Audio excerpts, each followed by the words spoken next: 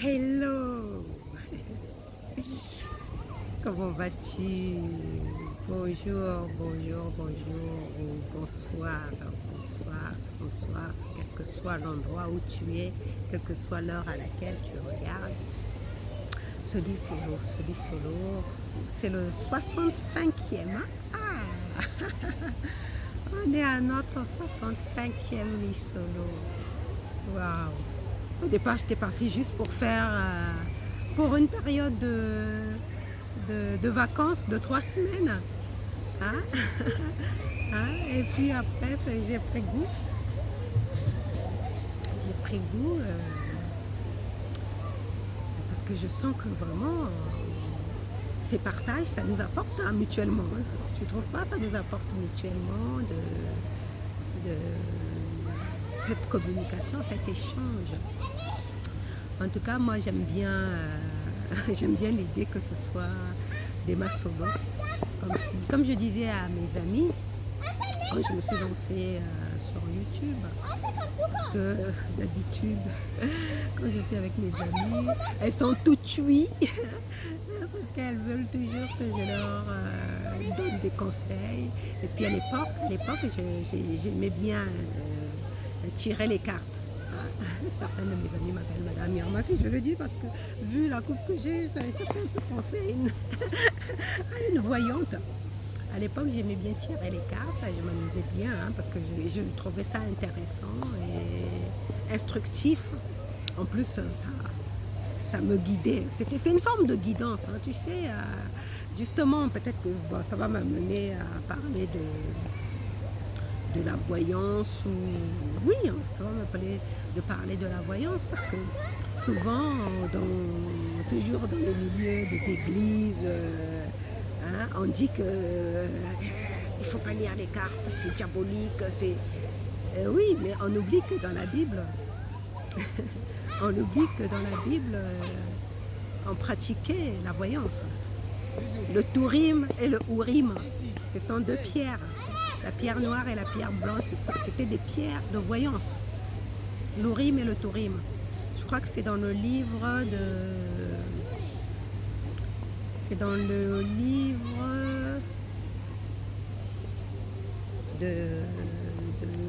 que je ne dise pas de bêtises. Ça doit être dans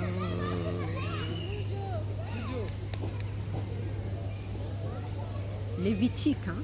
Lévitique, je crois, mais je ne suis pas sûre, il faut que j'aille vérifier. Moi, parfois, je fais référence à des passages bibliques, mais je ne suis pas...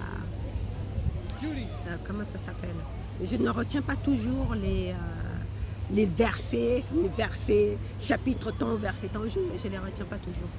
Parce que pour moi, ce qui m'importe, c'est pas d'aller étaler mes connaissances bibliques aux gens, en le disant c'est tel verset. Ce qui m'intéresse, moi, c'est le message et ce que ça apporte dans mon cheminement spirituel, dans mon éveil spirituel, et même dans mes connaissances et dans la vie pratique, hein, l'effet, l'impact que ça a sur moi quand je veux prendre des décisions. Hein, par exemple, les passages des évangiles où Jésus dit les oiseaux du ciel ne sèment ni ne moissonnent. Pourtant, votre Père qui est dans le ciel pourvoit à leurs besoins tous les jours. Alors, combien vous, êtres humains? Tu vois, ça, je me souviens de ça, mais je ne sais pas dans quel chapitre c'est écrit. Mais je sais que moi, je l'ai pris de la Bible. Hein. Et ça, à cette époque-là, quand ce passage m'est arrivé, j'étais dans une période tellement difficile que je me demandais où était Dieu. Dans tout ça, où était Dieu? Et là, je crois que c'est l'Esprit, hein, comme on dit, l'Esprit Saint qui m'a soufflé ce passage biblique. Donc, c'est pour dire que c'est vrai que j'ai étudié la Bible. J'ai fait des études bibliques, hein, mais j'ai du mal avec les références, hein, versets temps, les chapitres temps, j'ai du mal avec les références. Donc, pour ceux qui connaissent bien la Bible, ils pourront toujours retrouver. En plus, aujourd'hui, avec Google, Il suffit de taper un passage de la Bible et puis mettre Bible à côté. On te montre tout de suite, on te le montre. Donc je suis sûre que si tu vas taper Urim et Thurim dans la Bible, on va te montrer. Tu verras dans quel livre on parle de ça. Je pense que c'était avec le roi Saül, hein, qui disait « Emmenez-moi l'Urim et le Thurim » pour interroger la décision de Dieu, enfin, pour avoir la guidance de Dieu. Donc, tu vois bien que même dans la Bible, on pratique la voyance. Hein? Mais maintenant, ceux qui comprennent mal, comme je le dis toujours, hein, c'est une question de perception, de croyance. Et donc, ceux qui comprennent mal, ils vont te dire, bah oui, c'était comme ça, c'était dans ce contexte. C'est comme, justement, je me souviens aussi, comme je dis toujours, moi, à un moment donné, je cherchais vraiment Dieu. Je cherchais vraiment Dieu. Et donc, ce qui fait que j'ai étudié, moi je suis de confession catholique, mais j'ai étudié la Bible avec les chrétiens évangélistes. Hein, donc, j'ai vraiment fait le cours biblique, mais de A à Z. Hein, mais je ne suis pas devenue experte en études bibliques, sauf que ce qui me parlait dans ma quête, dans mon cheminement, j'ai retenu ça. Après, par la suite, je me souviens qu'à cette même période, les témoins de Jéhovah étaient venus me solliciter. Et je me suis dit, pourquoi pas? Pourquoi pas? Ce sera intéressant de savoir, de connaître leur point de vue. Comme quoi, tu vois, aujourd'hui, selon les confessions, selon les confessions religieuses, bah, l'interprétation de la Bible est différente. Et tu sais qu'il y a pas moins de 25 000, hein, pas 25, 25 000 confessions religieuses se disant du christianisme. Donc se référant à l'enseignement de Jésus-Christ. Il y a 25 000. Ça veut dire qu'ils ne s'entendent pas toujours sur l'interprétation, sur la compréhension de l'enseignement christique. Ils ne s'entendent pas toujours. Donc, c'est pour cela qu'en fonction des croyances de chacun, tu suis ton cœur.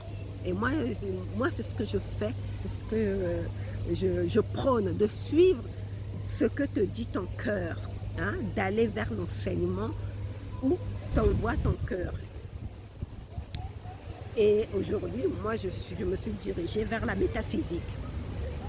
Hein, parce que pour moi, c'est scientifique, ce sont des expériences qui sont menées, des études, et ça marche. Hein, tous les métaphysiciens, tous les étudiants en métaphysique voient leur vie se transformer. Donc pour moi, c'est ça, c'est ce côté pragmatique de l'enseignement qui m'intéresse, parce que pour moi, le but, c'est d'évoluer, de se transformer. Et donc, moi, en suivant mon cœur, après avoir fait toutes ces études bibliques-là, parce que je cherchais Dieu, en suivant mon cœur, bah, ça m'a orienté vers la métaphysique. Mais je sais qu'à une époque, je disais même au pasteur qui était en train de m'instruire sur la Bible, je disais que j'avais envie de faire des études de théologie. Mais je réalise qu'aujourd'hui, la théologie, c'est plutôt la métaphysique. Hein. C'est plutôt par la métaphysique que j'ai trouvé Dieu. Bref, Dieu, on entend, hein, quand je parle de Dieu, c'est pas le Dieu des religions, c'est pas le Dieu clérical, hein, où on imagine un vieux bonhomme perché quelque part. Non, non, non, quand je parle de Dieu, c'est bien de l'univers, de la vie, de la nature, hein, cette communion, cette présence qui est partout, qui est en nous et autour de nous. Hein, pour prendre une analogie, on parle souvent du poisson. Le poisson, il vit dans l'eau, il a de l'eau dans son corps et il vit dans l'eau. Donc c'est ça, la présence divine, c'est ça Dieu. Il est en nous et il est autour de nous. Et donc pour en revenir justement aux connaissances bibliques par rapport à la voyance, tu vois, dans les églises, dans les religions, on nous dit que c'est diabolique. Qu'il ne faut pas interroger. Quelque part, c'est pas faux de vouloir connaître son futur. Hein? C'est pas faux parce que tu veux avoir confiance en Dieu, tu veux avoir foi en Dieu qui déroule progressivement ta voie devant lui, hein, qui te montre progressivement où tu dois aller. Ça, mais quand tu comprends mal, quand tu te rends compte, comme c'était mon cas, où j'avais beau prier, j'avais beau aller à l'église, j'avais beau faire tout ce qu'on me disait de faire, mais je ne voyais vraiment pas de résultats significatifs dans ma vie, bah, tu veux savoir quand même ce qui t'attend. Hein? Tu veux savoir quand même ce que les astres, Dieu, l'univers attendent de toi.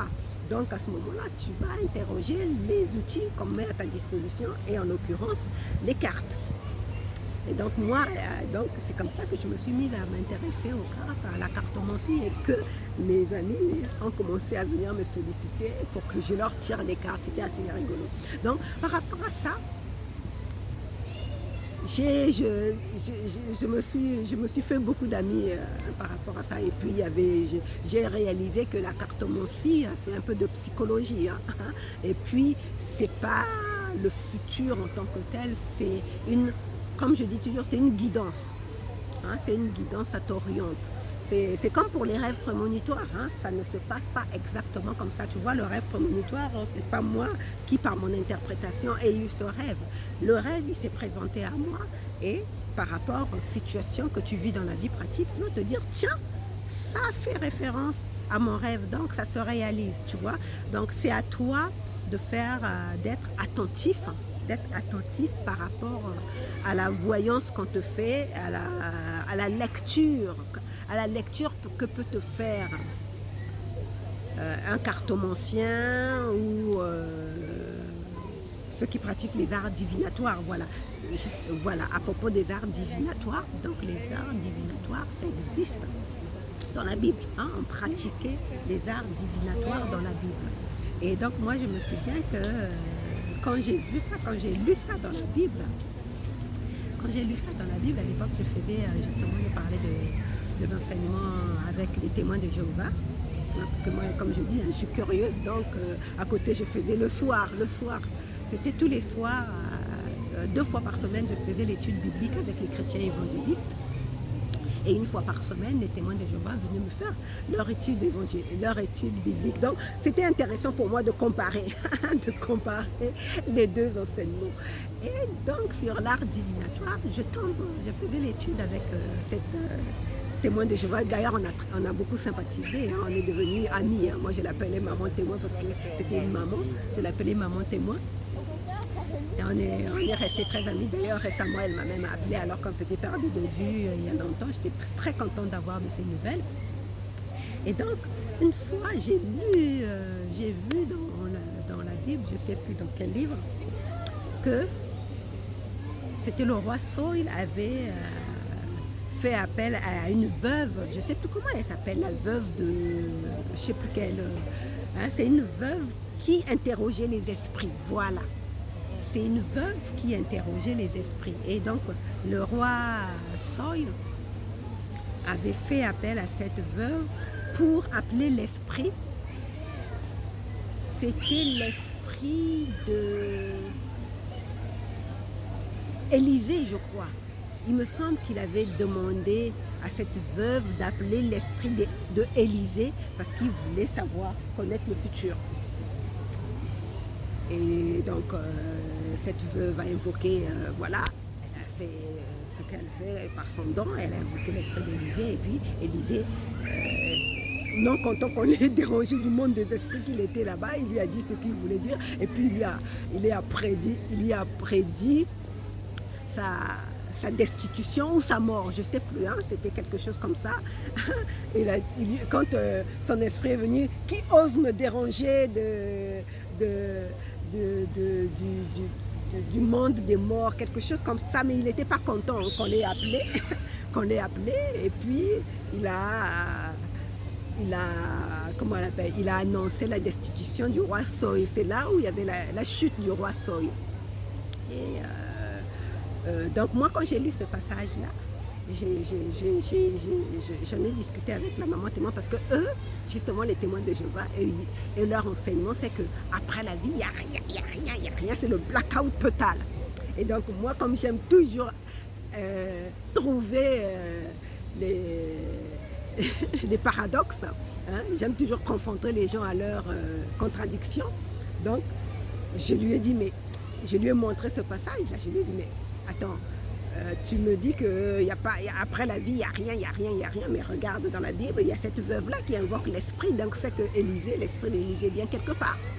Bon, elle avait trouvé une explication farfelue pour me dire, mais tu vois pas que par la suite, il est mort, il a été destitué, il a perdu son pouvoir et tout ça. Bref, pour dire comme quoi c'est diabolique. Bref, mais toujours est-il que c'est une réalité, ça existe. Hein? Les arts divinatoires existent dans la Bible. Et puis comme je dis toujours, en toute chose, il s'agit d'avoir du discernement. Hein?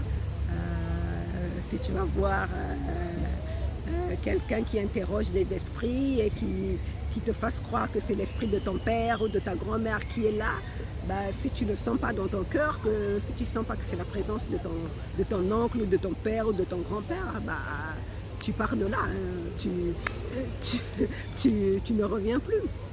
Enfin, donc, pourquoi j'en suis arrivée à parler de ça? Oui, pour dire que quand j'utilisais quand je pratiquais la cartomancie à l'époque, là, parce que j'ai toujours aimé les cartes, hein, ça fait longtemps que j'ai des cartes divinatoires, même là chez moi il y en a, mais aujourd'hui j'en ai plus besoin. Franchement, aujourd'hui, je ne vois plus l'intérêt, je n'en ai plus besoin de ça pour me guider dans ma guidance, j'en ai plus besoin. Mais à l'époque, j'aimais bien, je trouvais que ça me guidait bien dans mes décisions, ça m'aidait dans mes décisions. Et donc c'est par rapport à ça que je me suis fait beaucoup d'amis, hein, que j'ai attiré la sympathie des gens. Et quand je me suis lancée sur YouTube, je me suis dit, mais tu sais, pour moi, ce que, je disais à mes amis justement, ce que je vous partage en petit comité entre 3-4 personnes dans un salon entre nous, ben pour moi, j'ai trouvé intéressant que toute une communauté dans le monde puisse bénéficier de ces partages que vous trouvez si intéressants. Hein, tu vois? Et c'est comme ça que je me suis mise à partager, à faire ces partages sur YouTube. C'est comme ça que je me suis lancée sur YouTube en allant de cette prémisse-là à toujours mes alarmes. Oui, ce sont des alarmes pour me rappeler des phrases affirmatives, hein, dans mon cheminement. Dans mon cheminement, j'ai mis des alarmes, hein, pour me rappeler que je dois dire une phrase affirmative.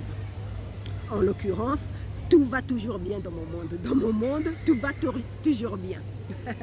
C'est ça mon mantra. Dans mon monde, tout va toujours bien. Et oui, donc tu vois, j'ai fait une très très longue introduction. En fait, c'était pour parler des arts divinatoires. Voilà, pour parler des arts divinatoires. Et comme toujours dans la lancée de nos pratiques ancestrales, hein, de nos pratiques dans le lit solo d'hier et d'avant-hier, je crois, les arts divinatoires, il n'y a rien de diabolique. Comme je dis, le diable n'existe pas. C'est une invention des religions. C'est une invention de religion pour nous empêcher de toucher de trop près les réalités du monde, et en particulier du monde invisible, parce qu'il y a un réel, en métaphysique, on dit que ce monde est une pâle copie du monde réel. C'est pour cela que tout est inversé. Hein? Ici je parlais de evil et live, tu vois, evil, ici on parle de diable. Or dans le monde réel, donc le monde des anges, enfin le monde où c'est le monde de la vérité, le monde lumineux, ben là-bas on ne parle pas de diable, il n'existe pas. Hein? Le diable, c'est le principe qui divise. Ce monde, c'est divisé pour prendre le jardin, l'allégorie du jardin d'Éden. Hein? Ce monde est le contraire du paradis, est le contraire du paradis. Dans le paradis, il n'y a pas de diable. Pas de diable. Même si on nous fait croire que le serpent, comment comment le serpent serait venu dans un endroit où il n'y a pas où Dieu est amour, pureté, et le serpent serait le diable. Non, ça c'est juste une invention des religions, une invention des religions pour nous faire peur, et surtout pour qu'on ne touche pas de trop près la réalité. Donc il fallait nous faire craindre le monde des esprits, nous faire peur, comme on est en train de le faire aujourd'hui avec ce qui se passe aujourd'hui. Il fallait nous faire peur sur la réalité du monde des esprits et surtout inventer cet être avec des cornes, avec une fourche, pour nous dire que c'est ça le diable. Mais cet être n'existe pas. De la même façon, le Dieu perché dans les nuées n'existe pas. C'est le Dieu de l'ego. De la même façon, le diable avec la queue et une fourche avec du feu partout là, celui-là non plus n'existe pas. Il est temps pour nous de nous réveiller. Franchement, il est temps. C'est qu'on est comme des enfants à qui on raconte des histoires. Il est temps pour nous de nous réveiller. En fait, oui, je suis en train un peu de perdre le fil de mes pensées. Oui, je parlais des arts divinatoires. On nous dit que c'est diabolique. Non, il n'y a rien. Dieu n'a rien créé. Dieu, le créateur, l'esprit divin, n'a rien créé qui soit diabolique. C'est l'homme qui a mis qui a séparé, qui a mis des séparations. Donc, en créant le diable, le diabole, c'est le principe séparateur. Si tu regardes le sens étymologique du diable, ça veut dire qu'il sépare. C'est le principe séparateur. Et dès le moment où on s'est séparé, dès le moment où on se sépare de Dieu, on se sépare de Dieu, on se sent perdu. On se sent perdu comme un enfant qui se sépare brusquement de ses parents. Il est perdu, il a peur tout seul. Là où il se trouve, il a peur. Donc il s'imagine qu'on va venir le kidnapper, qu'on va venir le tuer. Il a peur. Et comme il a peur, il va imaginer quelqu'un qui va venir le sauver, lui faire du bien. C'est exactement comme ça que nous sommes. Étant donné que nous nous sommes séparés de Dieu, nous nous sommes tellement éloignés, nous nous sommes retrouvés tout seuls. Du coup, on s'est inventé non seulement un Dieu qui est dans les nuées, mais ensuite on s'est inventé aussi quelqu'un qui pourrait nous nuire, qui pourrait nous tuer, nous faire peur, c'est le diable. Mais sinon, Dieu, l'esprit divin, l'esprit d'amour, l'esprit de pure lumière, le diable dans ce monde-là n'existe pas. Ça n'existe pas. Le diable n'existe pas. Donc, ce qui veut dire que les arts divinatoires, donc si on revient à ça, les arts divinatoires n'ont rien de diabolique, n'ont rien de mal. Si tu veux t'en servir comme outil de guidance, vas-y, ne te gêne pas. Si ça t'aide à cheminer, vas-y, ne te gêne pas. D'ailleurs, moi, c'est ce qui s'est passé. Les cartes m'ont aidé à cheminer. Les cartes m'ont aidé dans tout mon parcours à cheminer dans ma vie. Et parmi les arts divinatoires aussi qu'on utilise chez nous, il y a les koris. Chez nous, on dit djeke. Il y a les koris. Ça, c'est des arts divinatoires. Maintenant, en fonction de la personne qui lit ça bien, qui sait interpréter, ça nous oriente correctement. Mais encore une fois, on veut pouvoir utiliser les outils que le divin, que Dieu, que la vie met à notre disposition avec discernement, avec intelligence. Par exemple, le Urim et le Thurim, ça j'en ai entendu parler pour la première fois dans le livre L'Alchimiste. L'Alchimiste, quand Santiago, le héros, rencontre Melchizedek, il lui fait cadeau de ce Urim et de ce Thurim en lui disant que quand tu auras une question à poser, quand tu auras un doute, une question, tu interroge, c'est Pierre. Je crois que le noir, il y a un qui veut dire non, le noir veut dire non, le blanc veut dire oui, ou le contraire. En tout cas, il y a une pierre blanche et une pierre noire. Mais il lui a dit, mais quoi qu'il en soit, utilise toujours, sers-toi de ça avec parcimonie et utilise toujours. Prends tes décisions par toi-même, voilà. Prends toujours tes décisions par toi-même, utilise toujours ta propre sagesse. Mais si tu te sens bloqué, bah, interroge le Urim et le Turim, il ne te trompera, il te donnera la réponse. Donc ça veut dire quoi? Ça veut dire que Dieu, l'univers, la vie nous a déjà dotés d'une âme extraordinaire, c'est notre intuition. Mais parfois, à cause des aléas de la vie, quand on se bat contre les factures, on a peur, on est harcelé par son employeur, on a plein de soucis, on ne sait pas où passer la nuit parce qu'on nous a expulsés. Enfin, quand on a plein de soucis dans le monde quotidien, ce canal intuitif est fermé, donc on ne sait pas. Et c'est à ce moment-là que ces substituts-là nous aident. Donc tu vas peut-être utiliser le Urim et le Turim, tu vas peut-être utiliser les Dzeke, les Kori, tu vas peut-être utiliser les cartes, et ça va t'aider à prendre une décision. Ça va t'aider à prendre une décision. Et moi, personnellement, sur mon chemin, ça m'a beaucoup aidé. Mais alors là, ça m'a énormément aidé. Et même, ce qui me fait rire, dans les églises, on va te dire que c'est diabolique. Mais comme je disais hier, j'ai beaucoup d'amis chrétiens pratiquants qui étaient ferrés, qui venaient me solliciter. Sylvie, tire-nous les cartes, tire-nous les cartes. Tu vois, comme quoi, on n'est pas toujours en accord avec soi-même. C'est-à-dire, d'un côté, on veut suivre le dogme religieux parce que ce ne sont que des dogmes. D'un côté, on veut suivre le dogme religieux et d'un côté, notre cœur. C'est pour ça que je dis toujours qu'il faut suivre son cœur. D'un côté, notre cœur nous appelle quand même à vouloir avoir besoin d'une guidance parce qu'on se sent un peu bloqué. On a besoin d'une guidance. Donc, ne pas en avoir honte. Allez interroger. Mais dans tous les cas, quand il arrivera un moment où tu n'en as vraiment plus besoin parce que tu as élevé ta conscience de telle sorte que tu trouves les réponses par toi-même. Tu trouves les réponses par toi-même. Et ou bien l'esprit te donne les réponses. L'esprit te donne les réponses. Donc voilà, ce lit solo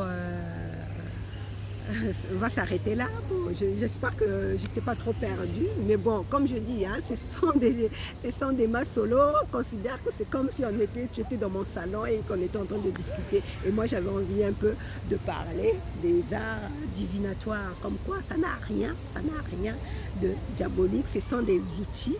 Ce sont des outils de guidance. Ce sont des outils de guidance. Donc, quel que soit le culte que tu pratiques, si tu as besoin de t'en servir comme outil pour te guider parce que tu te sens bloqué à un moment donné, tu peux utiliser. Des arts divinatoires. Encore faut-il que tu aies affaire à quelqu'un de confiance. Et puis, même si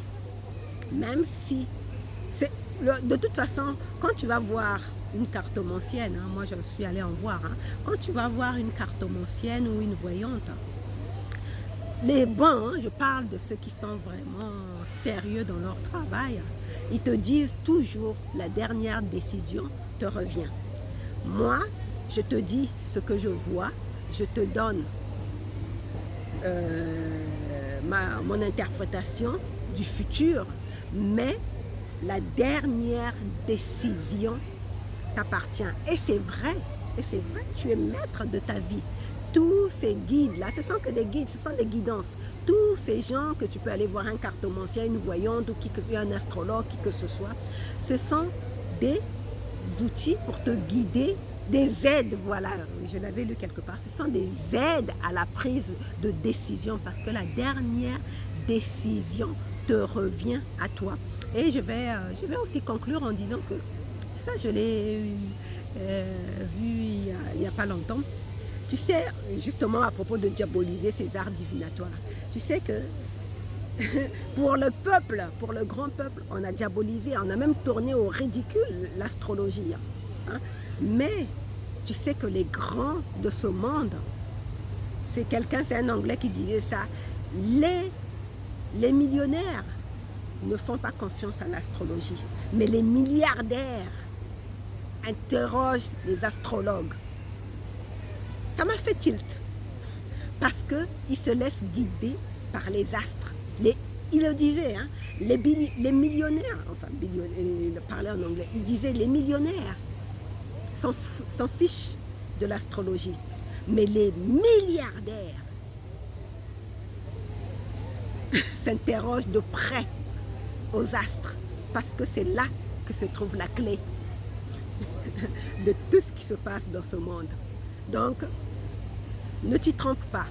Tout est important. Si ça te sert, comme je dis toujours, suis ton cœur. Si ça peut t'aider dans ton cheminement, dans ton élévation, utilise-le. La seule règle d'or qui est enseignée partout, c'est ne jamais nuire à ton prochain. Fais à l'autre ce que tu veux qu'on te fasse à toi-même. Ne fais pas à autrui ce que tu ne veux pas qu'on te fasse. Donc, la seule règle d'or, c'est de ne pas nuire à ton semblable. Mais sinon, tout le reste est permis. Tout le reste est permis. Du moment que tu ne nuis pas à ton semblable, tous les outils sont permis pour te permettre d'aller vers l'étape supérieure de ta vie. Voilà, on se retrouve demain pour un autre lit solo. J'espère que j'aurai l'opportunité de revenir dans la nature. Là, le temps est un peu assombri. J'espère que j'aurai le... Ouais, il va peut-être... je ne pense pas qu'il va pleuvoir parce que le nuage est en train de se déplacer. Je reviendrai... Bon, demain c'est lundi, donc je travaille demain. Mais comme je commence à 11h30, je ferai de sorte, si j'ai pas trop de choses à faire le matin, je ferai de sorte de venir dans le parc pour faire mon lit solo dans le parc. C'est tellement agréable de respirer l'air libre. Waouh. Ça fait du bien. Ça fait du bien. Allez, bisous, ciao. À demain.